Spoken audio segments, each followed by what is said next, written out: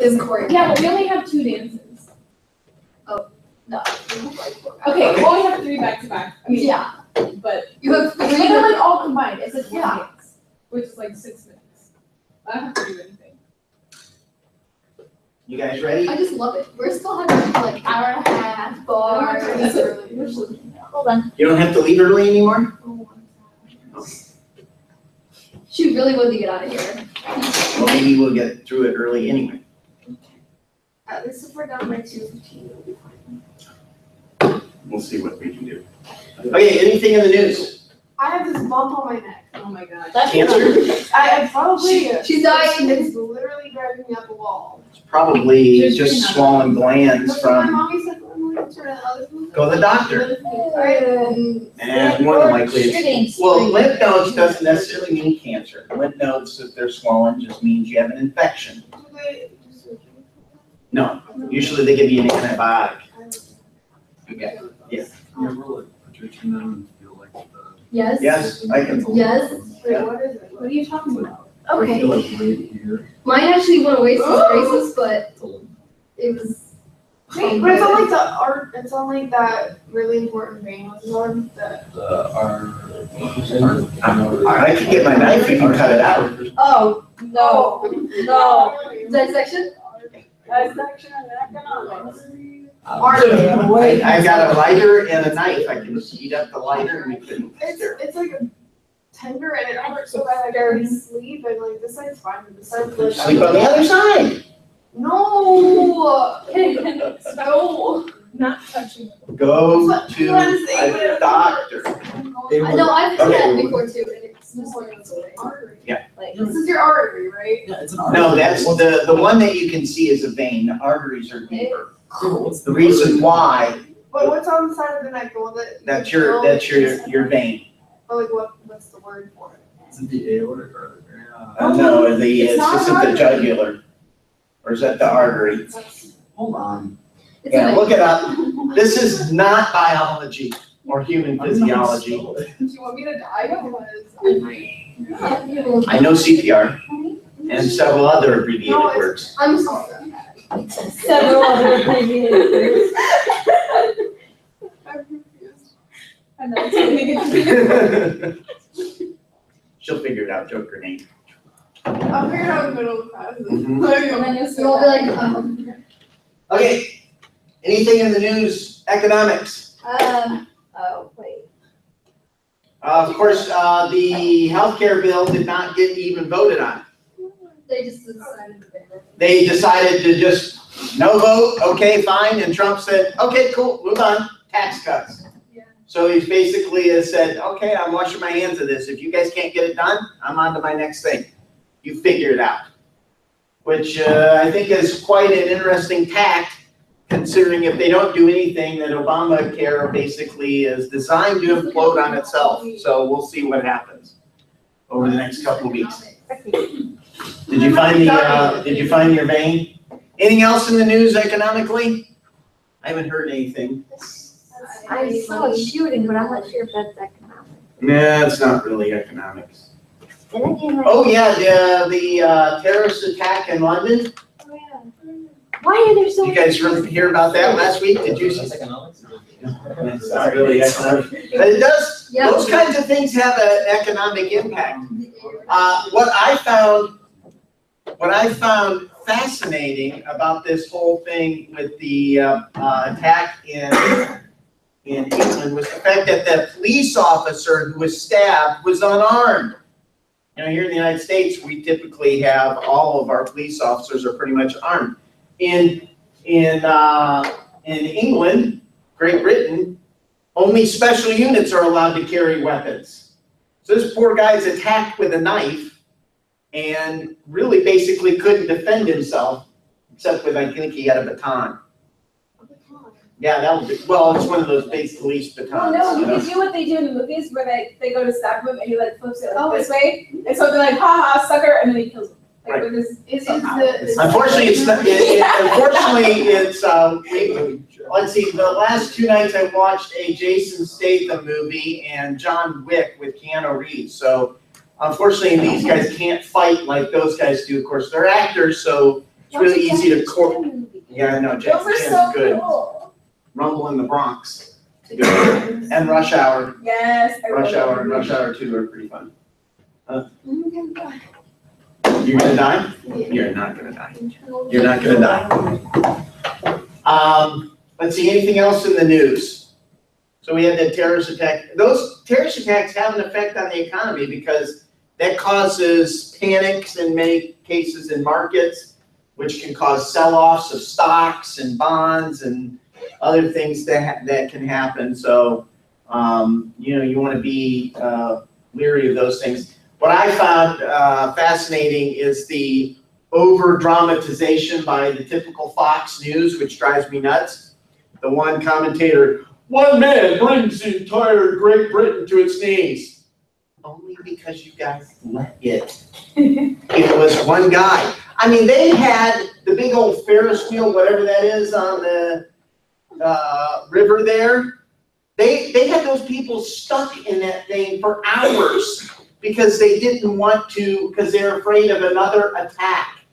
It's like, I would be more concerned about having claustrophobic problems being stuck in that stupid thing for a couple of hours than being, because I do get claustrophobic. So or opposed to being run over by some guy in a car. So I guess one of the people that died was an American citizen. Him and his wife were over there on their anniversary. And he was killed by the driver. Guy drove the car through on a crowded bridge, plowed over some people, and then drove it up near Parliament, jumped out of the car. Huh? You weren't there. Yeah, that's right. So we can't blame you. Jumped out of the car and took a knife at a police officer, stabbed that police officer repeatedly, killed him, and then proceeded to be shot by the armed, actually, police officers, which is like, whoa, why is it this guy? And I loved one of the headlines. Attacker 40 yards from the prime minister. Okay, is that 40 yards open field? I could take a shot at him, or is this 40 yards because he was in the building, but about 40 yards away? Okay, there's a huge difference.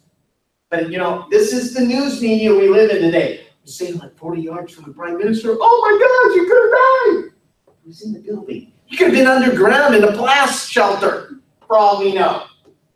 So it just drives me nuts with this stuff. But imagine, though, if this guy, rather than attacking with a knife, had also had a suicide vest and gotten up and gotten that close to Parliament and blown himself up with a suicide vest.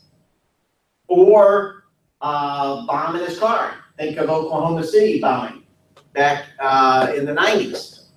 And how the guy driving up a truck full of explosives, a Ryder, or it might have been a U-Haul truck, up to the Oklahoma building and blowing up the building and basically bringing down half of a building from the explosion. It was so bad.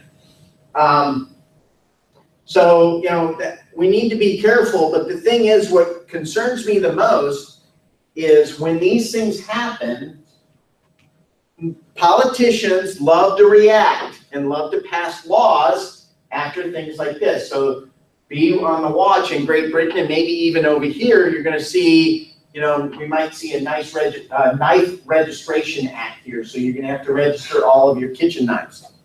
Just saying. I thought it was funny that they talked about the fact, this is a common kitchen item. Anything can be a terrorist weapon. I mean, I can take a chair and kill a number of people with a chair. You beat them hard enough over the head with it, it might be easier to stop, but you could still do it. Baseball bat, cricket sticks. I think they actually should outlaw cricket. Just kidding.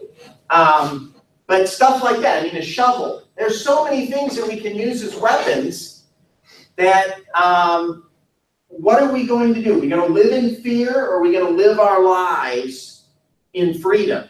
And that's the thing, they're using freedom against us because we are free. Again, why are we not doing a better job at making sure these guys are true U.S. citizens. The guy in Britain happened to be this Muslim gentleman who was actually born in Britain. So it doesn't necessarily have to be an immigrant, though, to do these things, but we should still be cautious about who we let in, and even who's here, and be tracking some of that stuff. Especially if we've got a religious leader who is out there promoting these kinds of terrorist attacks and hyping up their people. So, okay, so to regular economics. You guys covered chapter 19, 20, and 21, right? No, just 19 and 20. 19 and 20? Okay, cool. So you guys talked about organized labor, which, what are you guys' view of organized labor, good or bad? After reading the chapters. Would you say you're for organized labor, for labor unions, or are you against them? Nobody have an opinion? There's no opinion wrong in this. I'm just curious what you guys think. Maybe both? Both? Okay. Can labor unions be good? Can they do good things? Sometimes, yeah. What are some good things that labor unions have done? Think of it, yeah, and you might actually have to go back to the history of labor unions. What was it like to work here in the United States before labor unions? How many hours a day did people work? A lot of cases they work 12 to 14 hours. How many hours are you allowed to work today? 8 hours a day. 40 8? No, 40 hours a week. And 40 hours a week. And actually, Obama in the last year passed some new executive orders that basically said if you worked over 30 hours, it used to be, might even be 24 hours now. If you work over 24 hours a week, then you are actually considered a full-time employee, and your employer must offer you benefits. I think that law hit my. Yes. Yeah, I worked like Yeah, 50 but hours a week. it depends on what your age is too, but you're also get benefits from your parents. Who's gonna get all your money? What benefits did I get from that? Healthcare. You. When I talk about benefits, I'm really talking about healthcare, health insurance and that sort of thing. That's the biggest event. Or maybe even vacation. Of course, if you're hourly, they don't have to offer you vacation. But I think it is required for health benefits. And you don't get paid vacation, sorry.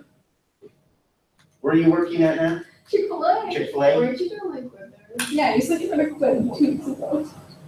So, which one do you work at? Not for the.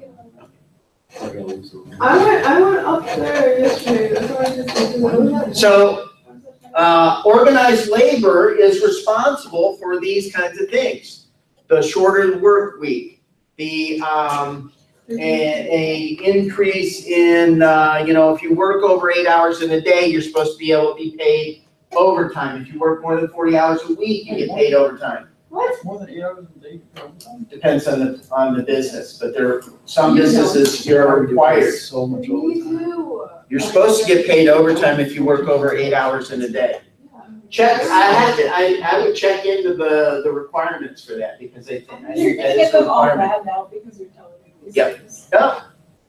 One of the things that I always say is you should know your rights as an employee. I I'm scared. I typically work 50 hours a week, and I am considered salary, so I don't get overtime. If you're salaried, you don't get overtime. So any hour I work is just basically an hour I'm donating to the organization. But there is this thing that if I keep track of it, which I do, that if they fire me, I can actually go back and require them to pay me for those additional hours, if it's a wrongful termination type thing. And that's happened before. So it's always good, whether you're salary or whatever, to document the amount of hours you work on a daily basis. healthcare, though, a lot of these things are because of the unions and what they fought for in the workers' rights movement.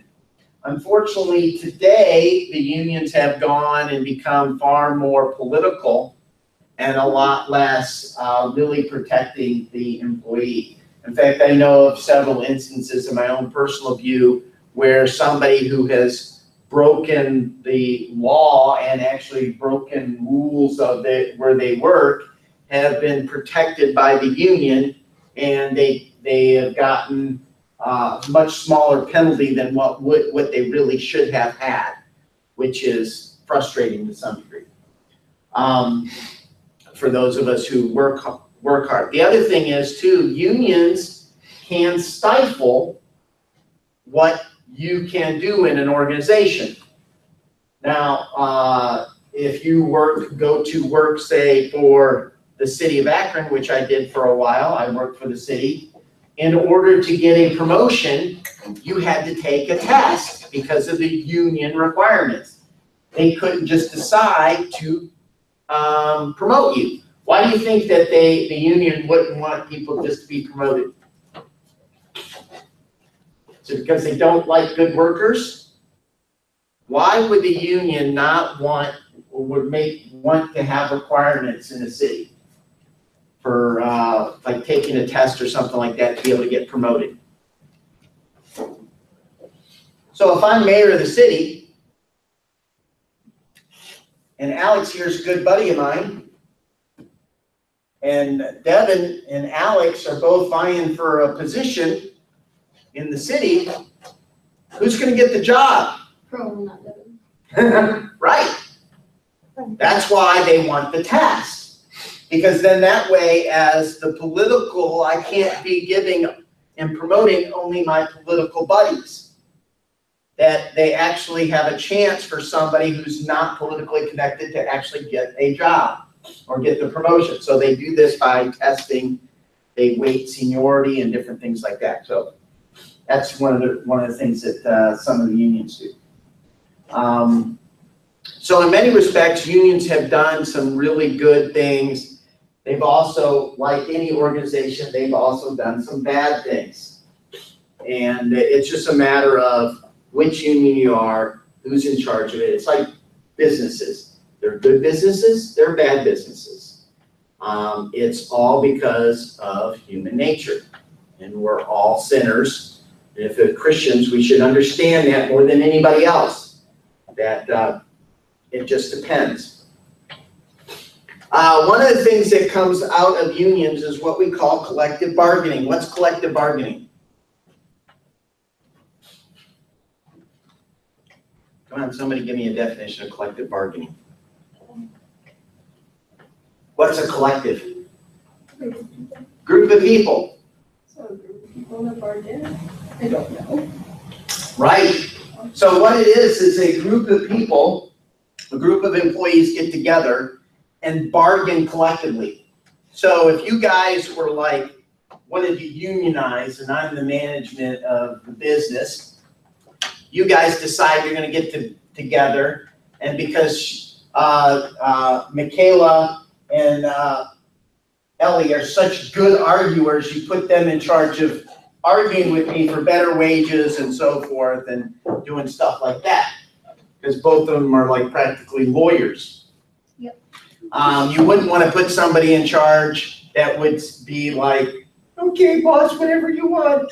You don't want somebody like that. So you want somebody that's actually going to push back.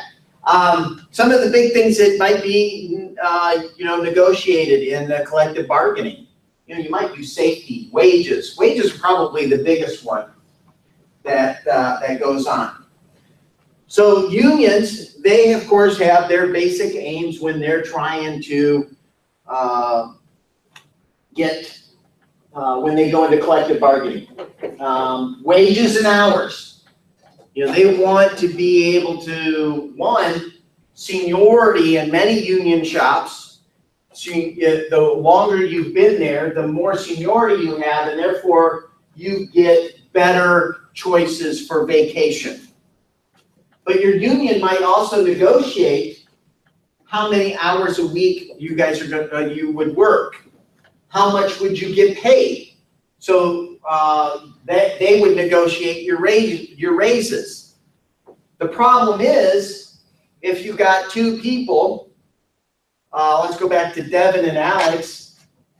Devin likes to sleep, find a nice place to nap, or Alex likes to nap during work hours. Devin is always covering for Alex and getting more work done than he should, but they both, under collective bargaining, both get raises. So in many respects, sometimes, collective bargaining and unions do not promote better working because you don't have a way of negotiating your own wage. If you are not in a union, then Devin can go and say, hey, boss, I've been busting my butt, work 45 hours a week here, I need a raise, so I'm going to go work for this other corporation over there. And then that boss may go, well, goodbye. I'll pay Alex more, and maybe he'll sleep less. But, I'm just picking on Alex today. Some of the other things they'll work on is fringe benefits. What's a fringe benefit? What would be a fringe benefit? What's it mean, fringe? If you're on the fringe, the edge. So these are kind of benefits that don't necessarily fall under your wages. Healthcare would be a huge, is a big fringe benefit. More and more companies are actually getting rid of their healthcare and making you go on Obamacare because they can't afford it or pay for your healthcare outside of your business. Your vacation time would be a fringe benefit. Pensions are another fringe benefit, although less and less companies are offering pensions. Why? Because they're too expensive for a lot of companies. Job security. One of the things that the unions offer is they're not going to go in and fire Alex because the rest of you will go, hey, wait a minute, that's not fair to Alex. We're all going on strike. So they go, okay, we won't fire Alex. Or just in other situations like that. So you got different things where it gives job security. They usually businesses promise they won't lay people off. Another example is, I think it was General Motors, that when they negotiated their last contract, they promised that in order to lay people off, they have to give them a 3-month notice. Well, how are you going to lay anybody off when you give them a 3-month notice? I mean, businesses turn around in 3 months. So there's a lot of different things. But that's why, though, you will hear on the radio sometimes, or read in the newspaper, or read on online, where General Motors will be going to shut down production of such and such a vehicle at the so-and-so plant coming up. That's their notice they're giving the union. And in many respects, what they will do is they will take those union employees, and as part of the agreement, some of these union employees will be moved to a different plant because of the agreements and the job security. So General Motors can't go and say, well, we're going to shut down this plant, we're going to build a new one down here in another spot. Well, sometimes those union agreements would not allow them to do that. They would cost them additional money. Also, grievance. If say, you got to go? Okay. So we can pick on Alex a lot now. If you have, let's say, I ask Devin, I need you to go climb up all the way up there, and I know it's unsafe, but go do it anyway. And so I, as a manager, ask you to do something unsafe. And you go, sir, I'm not going to do that. That's unsafe. We have to have this and this. No, I need this done now. Go do it. And you say, no, I'm not going to. And then I go, you're out of here today. Go home. You're on suspension. You go to your union boss, and your union boss comes to me and he chews me out. You can't do that. That's against union violation. We're going to file a grievance against you. So guess what? I sent you home. Well, then you get called by your union boss and say, hey, come back to the job tomorrow. You got your job back. No problem. By the way, you're getting paid for those 4 hours I sent you home. And you're like, woohoo! See, so that's where, in many respects, the union protects the employee. You work for a non-union plant and you do something and you're asked to do something and you refuse to do it. Goodbye. You're out the door. There's no grievance policy. There's no way. That's why, again, unions are good in some instances, and sometimes, though, they can be stifling. But that's it. One of the big things that you have to do is you have to pay union dues. Right now, there's a lot of talk about union dues in the sense that some of your union dues goes for collective bargaining. Some of your union dues go to the main union group. And that's where all of these bigwigs get paid. And unions are notorious for giving money to who?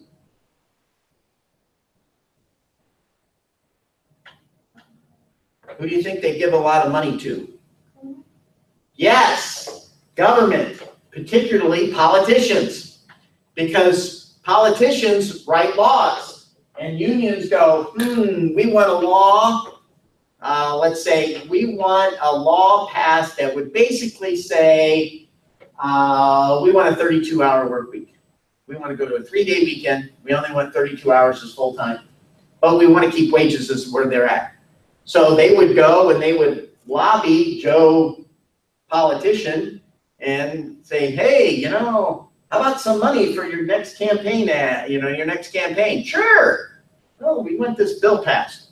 That's what happens. Businesses do the same thing. There's groups that do all of this. So this is not something new. There is a push, though, because a lot of the unions only support one party. Can you guess which party that is? Which political party do you think the unions? Yeah, I'll give you one choice, but it starts with a D. Yeah, Democrats. That's right. So the Democrats typically get a lot of union money, and that's who the unions side with. Up until this last election of Trump, many of the unions kind of came out, especially a lot of the union people came out and started going for the voting for Trump instead of the typical Hillary. Some other things the union power has. To the extent in which an industry is organized. You look at the automotive industry, far more organized union-wise than many other industries.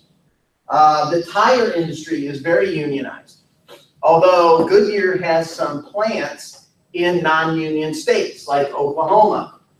And actually their flagship plant is in Lawton, Oklahoma. Why? Because it's non-union. Some people would say, well, that's wrong. They're probably not paid the same amount. Actually, in many respects, sometimes non-union plants get paid more than union plants.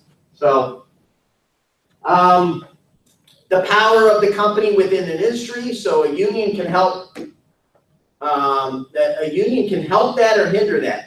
One of the great unions out there that I see is the Carpenters Union. Why? Because the Carpenter Union does it the right way. They're almost like a temporary agency. You belong to the Carpenters Union. Company XYZ needs some carpenters because they're building this new factory. And so they need some carpenters to come in and do carpentry work in this new factory. Guess what? They go to the local union hall and say, hey, we need 4 carpenters. Great, here's 4 carpenters. They go out and do the job. When job with XYZ is done, well, guess what? There's this new office building being built over here by this company. They go, that who's doing the building goes, hey, I need 6 carpenters to go work on this building. Great, here's 6 carpenters. So they do this a lot differently than what your typical automotive like union does, which is where the union pretty much resides with the company all the time. It also, what affects union bargaining is the proportion of wages to production costs. Why do you think more and more companies are going to robotics? Because it cuts the proportion of wages in there. Perishability of product or services, need for a product or a service, number of unionized workers in the company, the skill in bargaining, and other factors. These are things that help with the union.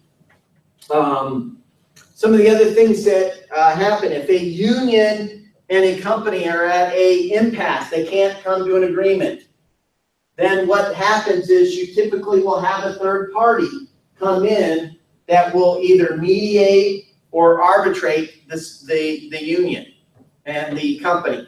So basically they'll come before the company makes their argument, the union makes their argument, and the arbitrator goes, here's what I think, here's the fairest way of doing this, or this side's wrong, here's what we're going to do.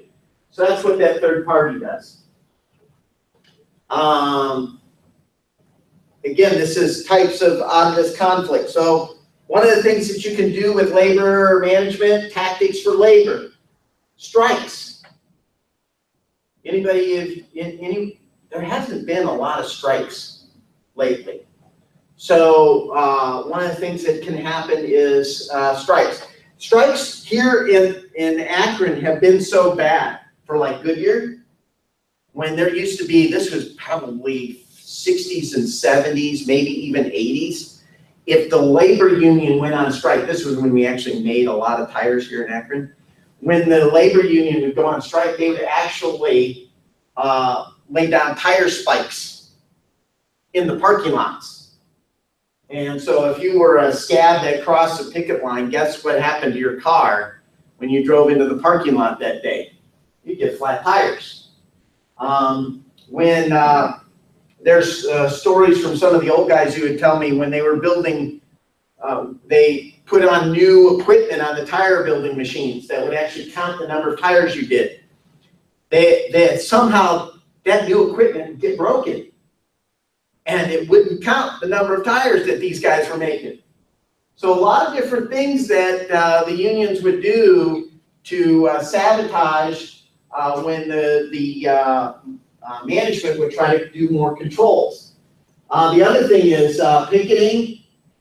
Usually picketing goes along with strikes. I think one of the biggest strikes that we've had recently was last year, one of the teachers' unions up in Cleveland area picketed and actually went on strike. They went out and the school actually called in a bunch of substitutes. The kids were unruly. I always find funny is that the kids always side with the teachers. It's like, why? How do you know the teachers are right? The kids always seem to side with the teachers. Another thing is boycotts. Typically, unions don't boycott their own company. They actually prefer the company to do well because then they get paid more. But you might see a union boycott another company for political purposes. Slowdowns. Slowdowns are kind of the more common one. What's a slowdown? Someone just slows down, doesn't do all of their work. Correct. So typically, let's use Goodyear or Firestone. You got your normal output for a day is 1,000 tires. And you need to make at least 900 tires a day in order just to meet the demand for the number of tires out there. So, union, we're not happy with our new contract or not getting paid well enough. Somehow we only made 800 tires today. It was a tough day though. So that's how they would do that. They would slow down. Another one is for service employees, sick outs.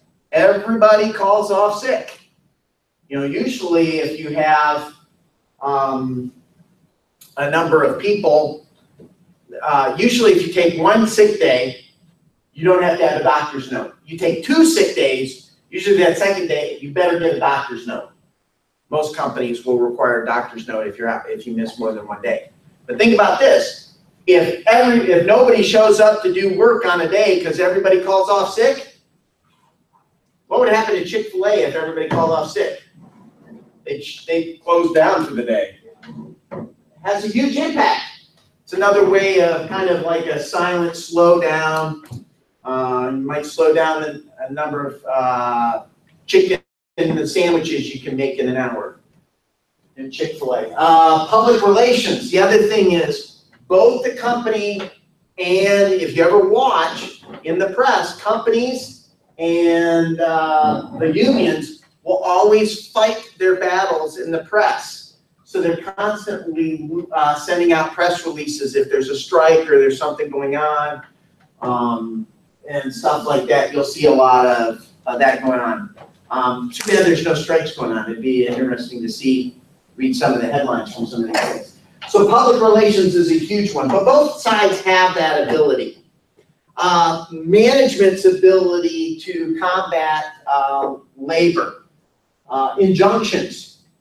So in some cases, part of an agreement is that you will not strike. Well, if the union decides to go on strike and they've got a clause in there that says no striking, then the business can go to the judge and say, listen, judge, they're violating this agreement. Judge will go back to work. You're required to go back to work. According to your agreement, you have to work. So go back. If not, then that gives grounds for the business to start firing people. Lockouts. One of the most famous lockout was a couple of years ago, the NBA. The owners of the NBA decided, we don't like our agreement. We don't like where the players are going. We're going to lock them out.